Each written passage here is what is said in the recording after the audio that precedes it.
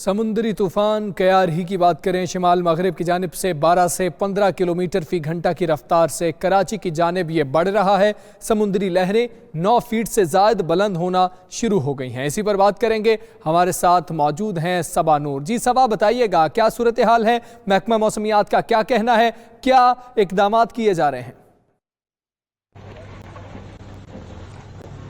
جی بالکل، دیکھیں شمال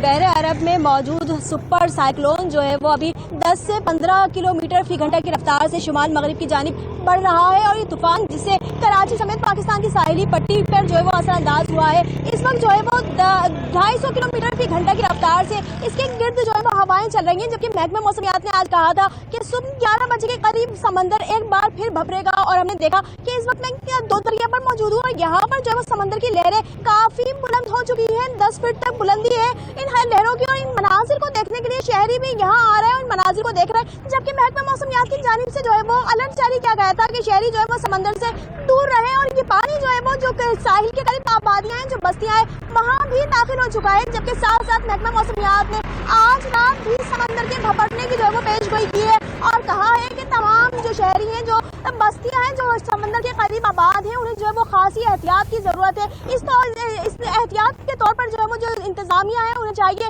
کہ جو وہاں لوگ ہیں انہیں ریلیف فراہم کیا جائے، ان کے لیے کیمپ لگائے جائیں تاکہ انہیں وہاں شفٹ کیا جائے، نقل مکانی لوگ کریں تاکہ کسی بھی طرح کی جانی اور مالی نقصان سے بچا جا سکے۔ جی ٹھیک ہے، نقل مکانی کے لیے اقدامات کیے جانے چاہیے۔ صبا، بہت شکریہ آپ کا۔